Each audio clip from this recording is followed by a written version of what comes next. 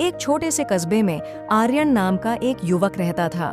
देखने में समझदार, लेकिन उसकी एक आदत थी जो धीरे धीरे उसकी जिंदगी को पीछे धकेल रही थी। टाल मटोल की आदत। हर काम के लिए एक ही जवाब, कल से शुरू करूंगा। कभी माँ पढ़ाई के लिए कहती तो हंसकर बोल देता, अभी तो बहुत वक्त है।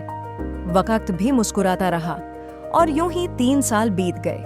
रिजल्ट आया, आर्यन फेल हो गया। माँ की आंखों में आंसू थे। पिता ने समझाया, बेटा जो समय चला गया वो लौट कर नहीं आता। लेकिन आर्यन ने फिर भी उस बात को दिल से नहीं लिया। शहर में कॉलेज के लिए गया, पर वहां भी वही पुरानी दिनचर्या। सुबह देर तक सोना, दिन भर फोन पर रील्स देखना, दोस्तों संग टाइम पास करना। धीरे धीरे वह खुद से भी हारने लगा। एक दिन थक हार कर वह शहर के कोने में रहने वाले एक वृद्ध व्यक्ति के पास पहुंचा। लोग उन्हें ज्ञान बाबा कहते थे। शांत, सरल, लेकिन बातों में गहराई भरी।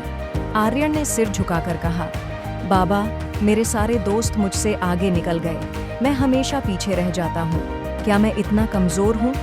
बाबा मुस्कुराए और बोले, कमजोर तुम नहीं हो बेटा, बस तुमने समय को कमजोर समझ लिया है। चलो एक कहानी सुनाता हूँ। कभी एक राजा था, न्यायप्रिय और दयालु। एक दिन उसने जंगल में एक गरीब आदमी को देखा। फटे कपड़े, थका हुआ चेहरा। राजा ने पूछा, क्या तुम कुछ करना नहीं चाहते? गरीब बोला, कोशिश की थी पर किस्मत ने साथ नहीं दिया।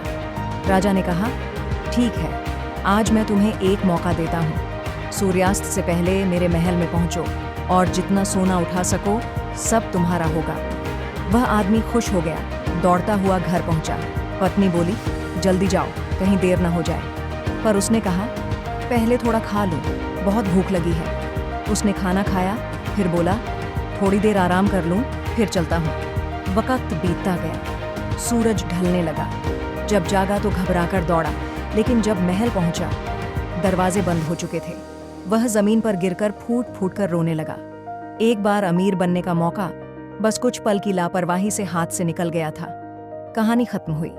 बाबा ने कहा, बेटा जिंदगी में जो भी खोता है वो किस्मत से नहीं, समय की अनदेखी से खोता है।